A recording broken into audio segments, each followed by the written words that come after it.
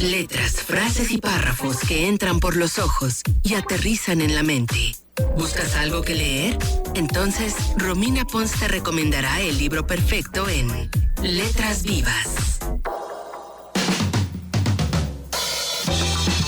11 de la mañana con 51 minutos y seguimos con más aquí en Trion Live. Ya escucharon, ya está con nosotros Romina Pons. ¿Cómo estás, Romix? Muy bien, ¿y tú, Luis? Bien, gracias. Ya aquí en el tercer café de la mañana. Oye, a mí me falta, fíjate que apenas voy en el primero. Ah, pues ya vas tarde. Ya te tardaste. Sí. ¿Qué onda? ¿Qué nos vas a recomendar hoy, Romix? Mira, Luis, me voy a ir otra vez a un clásico, porque por ahí dicen que si un libro es clásico es porque es un muy gran libro que durante generaciones está gustando. Y este libro es el de Agatha Christie, de Asesinato en el Orient Express. Ya hay una película, no sé si ya vieron la película, y si ya la vieron, saben de qué trata entonces. Es un thriller. La verdad es que si ya vieron la película, no sé qué tanto les vaya a convenir el libro, porque cuando son thrillers, pues el chiste es encontrar al asesino. Pero si no han visto la película, es un excelente libro porque tiene todos los elementos de un libro que te tiene mordiéndote las uñas. Cuando crees que va a ser uno el asesino, algo pasa que ya sabes que no fue él. O sea, pasó un asesinato y hay que descubrir entre 12 pasajeros quién fue el que lo hizo. Además, el Orient Express creo que todavía sigue en funcionamiento. Es este tren lujoso que recorre Siberia, Rusia, ¿no? Todas estas zonas. Entonces, además de que está situado en un lugar increíble, te tiene con los nervios de punta, como para salirnos un poquito de la realidad, para meternos en otro mundo que sea como muy interesante. Sí le estoy dando hoy algo de fuga. Ok. Oye, es lo que pasa cuando luego hay películas basadas en libros. Yo, por ejemplo, no he leído el libro, pero ya vi la película. Y sí, como que le quita ese encanto, tal vez. Yo creo que también por eso mucha gente se rehúsa a ver películas que son basadas en libros sin antes leer el libro, ¿no? Es que exacto, si es una película como El Hobbit, pues no pasa nada, ¿no? Porque el chiste es la historia en sí, no el final. Pero cuando es un thriller, si empiezas el libro sabiendo quién mató, pues sí. O sea, no deja de ser un libro muy bien escrito y muy bien manejado, pero sí le quita un poco el chiste. Entonces, si ya vieron la película, no les recomiendo el libro, pero si no lo han visto, después, o sea, antes échense el libro y luego échense la película, que además no son iguales, pero sí hay muchas similitudes. Hay algo muy interesante desde el punto de vista creativo, perdón, que pues tú cuando lees un libro, obviamente te planteas los paisajes, tú te haces estas imágenes mentales dentro de tu cabeza y es muy padre cuando la cotejas, cuando hay una versión en la pantalla grande, ver qué tanto te acercaste, qué tanto coincidiste con el director en esto que tú te planteaste en tu cabeza y es muy divertido y se disfruta mucho, ¿no? Ver qué tanto coincidiste con el director en estas imágenes mentales. Exactamente. Y bajo lo que dices, entonces me voy al revés. Si ya vieron la película, chequen el libro para ver si les gusta cómo se adaptó. Porque es un libro que se lee muy rápido, es muy fácil. No es un libro que te va a tener ahí pensando mil cosas. No, es un libro de fuga. Ok. Pues ahí está la recomendación de este miércoles de Letras Vivas con Romina Pons. Muchísimas gracias, Romix. Vas a compartir en tus redes sociales la imagen del libro, ¿verdad? Para que la gente que lo quiera conseguir. Así es, como ya es costumbre, en @Romina Pons, puede ser en Instagram, puede ser en Twitter, puede ser en Facebook. Perfectísimo. Pues muchas gracias, Romix. Te mandamos un beso y un abrazo y la próxima semana acá nos escuchamos. Perfecto. Muchas gracias, Luis. Gracias a ti, Romix. Cuídate mucho. Escucha. Trion, sé diferente. La generación Trion es consciente de que el planeta necesita ayuda. Los ingenieros en biotecnología, Nicolás Ángeles y Daniel Lira, nos guían para explicarnos qué podemos hacer por la Tierra. Miércoles de cero emisiones en Trion Live. Muy bien, son las 12 del mediodía con 23 minutos y ya es momento de hablar sobre el cuidado del planeta, sobre qué podemos hacer, sobre buenas, malas noticias y nos acompaña como cada miércoles los ingenieros en biotecnología Daniel Lira y Nicolás Ángeles. ¿Cómo están? Muy bien, hola. Luis, excelente, feliz de estar aquí contigo. Gracias. ¿Qué nos tienen para el día de hoy? Y fíjate, Luis, que el día de hoy queremos comentar una historia triste. Debo recalcar, no es, por decirlo así, muy novedosa. Es algo que pasó a principios de año y que se confirmó apenas hace unas semanas, pero es acerca de la extinción del pez espátula de Yangtze en China. Y es que es un caso muy curioso, Luis, fíjate. Hemos escuchado o bueno, al menos este año creo que con lo que ha sucedido no se le ha prestado tanta atención a las especies que se han extinto, pero el caso de este pez es muy particular debido a que, de acuerdo a datos científicos, este pez había existido al menos 200 millones de años aquí en nuestro planeta. Había aguantado extinciones, de las 5 extinciones masivas que ha habido en nuestro planeta, las había aguantado, este pez seguía, pero en los últimos 70 años se ha extinto debido pues a la intervención humana en su ecosistema. Órale. Entonces es un el caso pez, muy lamentable. ¿Pez espátula o pez espada? No escuché bien. Sí, es espátula o espada, así se le llama, pero la particularidad es que es del lago de Yangtze, en China. Ok. Y esta especie, bueno, como pasa en todos los casos, ¿no?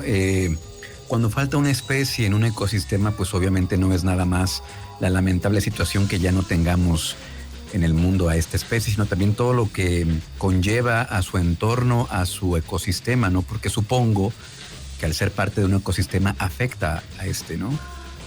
Así es, no solo es la extinción de este pez, que ya no lo vayamos a encontrar nunca más, sino también es el daño que genera en el ecosistema.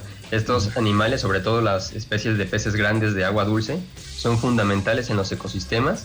Muchas veces son un indicativo precisamente de la calidad de los ríos, de la calidad de los lagos, y además pues forman parte de una cadena alimenticia que permite mantener un adecuado control poblacional en esos lugares. Entonces, si se extingue el pez, no solo lo vamos a dejar de ver, sino que va a empezar a haber alteraciones al mismo tiempo en el ecosistema, en la cadena alimenticia que tenía, y no solo eso, sino que también este pez, de hecho, era un pez muy comercializado.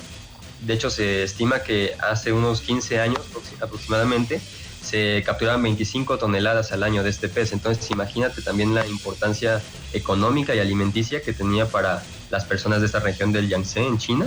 Y pues ahora todo esto se ha acabado precisamente por esa sobreexplotación. También se habla de la construcción de presas que han impedido que deposite sus huevos, entre varios factores que han hecho que este pez pues ahora se declare extinto completamente. De hecho, desde el 2003 ya no se había encontrado ningún ejemplar. Se han hecho estudios muy largos a lo largo de todo este tiempo en los que se han sondeado el mar, el río, todo se ha buscado, pero pues ya no fue posible encontrarlo. Se han encontrado 300 especies de peces diferentes, más pequeños, pero que era como el pez emblemático del Yangtze, pez espada del Yangtze o espátula, ya no se encuentra nunca más en este río.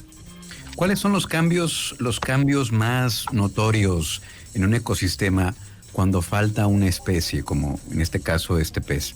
Sí, cuando pasa esto, Luis, pasa algo muy curioso. Empieza a haber sobrepoblación de otras especies, o en dado caso sobrepoblación incluso de especies que tienen que ver con la fauna. Entonces se convierte como en un problema. Tú lo has dicho, es un equilibrio. Si se rompe el equilibrio, hay problemas que llegan a afectar la población, hay problemas en cuanto a cómo se maneja el ecosistema, las riquezas de las aguas, incluso muchas veces hasta la temperatura. Entonces esto llega a afectar de manera directa a toda la población, e incluso, como muy bien dijo Nicolás, era una población de pez de la cual formaba parte también del sistema económico del país, ¿no? Y de la zona aledaña. Entonces realmente sí es un desequilibrio muy grande lo que sucede cuando una especie desaparece.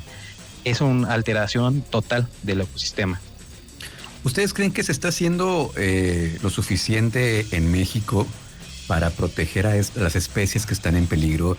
Digámoslo, no sé, los perros de la pradera, el teporingo, tal vez no sé en qué situación esté, se me fue el nombre, de este anfibio que vive en Xochimilco, el ajolote. ¿Se está haciendo lo suficiente o no? Pues la triste realidad es que no se está haciendo todo lo que se necesita hacer. Hay esfuerzos, sí, pero el nivel de estrés al que están sometidas estas poblaciones de animales ya es muy alto como para tomárnoslo tranquilamente.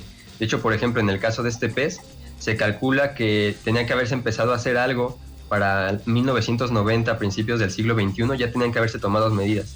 Y la realidad es que estas medidas no se empezaron a tomar hasta el 2003, que ya no se encontró. Y lo mismo está pasando, por ejemplo, aquí, como tú dices, con el ajolote en Xochimilco. Ya lleva mucho tiempo que está en peligro de extinción y las medidas que se toman son pocas o son ineficientes. Por ejemplo, también encontramos aquí, simplemente en el caso de Guanajuato, tenemos el río Lerma, que sabemos que es el más contaminado del país, pasa por nuestro estado, y en realidad no se mejora su situación. No vemos que haya ninguna alternativa para mejorarlo, al contrario, cada vez sigue igual de contaminado o peor. Tenemos el caso en Guanajuato del río Turbio, que se le siguen descargando aguas residuales de las industrias de la tenería. Tenemos el caso, por ejemplo, del río que pasa por Irapuato, donde las empresas siguen tirando sus contaminantes ahí. Entonces, en realidad no se hace lo suficiente y poco a poco nos vamos dando cuenta que las especies van disminuyendo sus poblaciones o van desapareciendo. Y pues como comenta Daniel, esto no solo afecta a los animales, sino que también afecta al entorno y a los humanos que están relacionados directamente con estos lugares. No, pues es una situación bastante triste el que estén desapareciendo estas especies que son parte del equilibrio del planeta. ¿Tienen el dato aproximadamente, deben de ser bastantes, las especies que desaparecen cada año o que entran? Me imagino que hay una lista de estas especies que están en peligro. ¿Cómo están los datos más o menos en cuanto a eso? Claro que sí. Y fíjate, Luis, hay National Geographic es una de las empresas o asociaciones que constantemente lanza datos para este año. Hablando acerca de extinción, concentraron en 3 países principalmente donde hay especies que se están extinguiendo y la mayor tasa es España, Perú y México, dentro de los cuales México tenemos 20 especies. Como hablábamos, la que más se nos viene a la mente es el ajolote, que hay muchas investigaciones previas tras de él, donde se busca pues utilizar pues su capacidad de regenerar, pero hay muchas otras especies en México que realmente no se está haciendo nada. Entonces, si se descuidan, es lamentable porque esta cifra, al menos aquí en México, de 20 especies ha aumentado. Uh-huh. Y no podemos decir que es suficiente con salvar a una, se tiene que concentrar en varias, pero sí es importante y me llamó mucho la atención ese artículo que publicó esta revista, de realmente México es de los países donde más especies en peligro de extinción hay. Entonces, eso es un indicativo de lo que nosotros tenemos que estar haciendo. Y alrededor del mundo, en general, el 11% de aves, 20% de los reptiles, 34% de los peces que existen y 25% de los anfibios están en peligro alrededor del mundo. Entonces, son cifras alarmantes. Sí, sin duda. Fíjense que quería compartir con ustedes algo que me llamó mucho la atención. Hay un documental, hay una serie de documentales de entrevistas que hace Diego Luna en Amazon Prime y una de ellas se las dedica al cambio climático y este episodio en particular lo realizaron en Xochimilco y llama mucho la atención cómo en esta contingencia, en esta cuarentena, en estos días que estuvo cerrado Xochimilco, cómo en tan solo unos meses bastó para que el ecosistema se recuperara y tenía otra cara totalmente distinta a lo que se ve normalmente en Xochimilco. Los árboles más verdes, el agua no estaba turbia.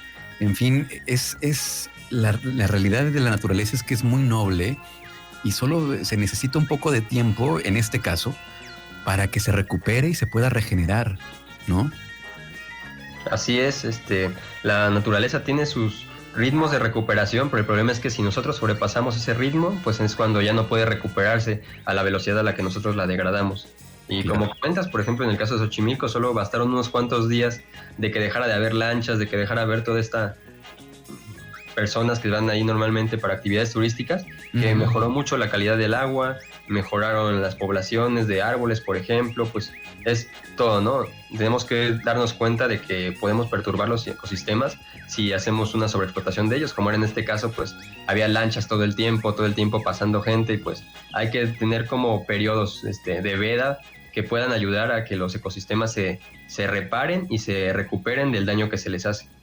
Como acciones inmediatas que podemos tomar, se me viene a la mente, no sé, ustedes me corregirán o agregarán algunas más, pues también la gente que gusta de comprar especies exóticas, ¿no? Eso también es muy dañino para el ecosistema, para la naturaleza. No sé qué otras cosas se les vengan a la mente para poder colaborar, no sé, hacer brigadas para ir a limpiar ríos. ¿Qué otra cosa? Sí, fíjate que tú diste ahora sí que en una idea muy principal el comprar productos que son propios de especies en extinción. y sobre todo lo que se conoce mucho como el mercado negro de especies, ¿no? Aquí en nuestro país y en otros lugares del planeta se vende muy comúnmente especies que son exóticas, que son endémicas de ciertos lugares, y esto causa una repercusión importante. Los producen, sirven como alimento, para cosméticos, para otras cosas, pero sí es necesario actuar. De hecho, hay una lista que marca aquí gobierno federal. Lo que nosotros podemos hacer es precisamente eso. La principal razón es que si nosotros conocemos actividades ilegales con especies en peligro, hay un formato donde uno puede denunciar, lo puede llenar y lo puede subir. Es necesario que uno tenga datos concretos, se hacen investigaciones pertinentes para dar con los responsables. Muy bien, pues ojalá nos puedan compartir este link ahí en las redes sociales de Ecoscience Lab. ¿Cómo los encontramos en redes sociales? Así es, nos puedes encontrar en Facebook, Twitter e Instagram como Ecoscience Lab. Ahí estamos compartiendo este link y mucha otra información. Pues muchas gracias, Nicolás. Daniel, cuídense mucho y la próxima semana acá nos escuchamos con más información respecto al medio ambiente. Un abrazo a los dos. Gracias, Luis. Hasta luego. Igualmente. Gracias. Seguimos con más aquí en Trion Live. Escucha, Trion, sé diferente.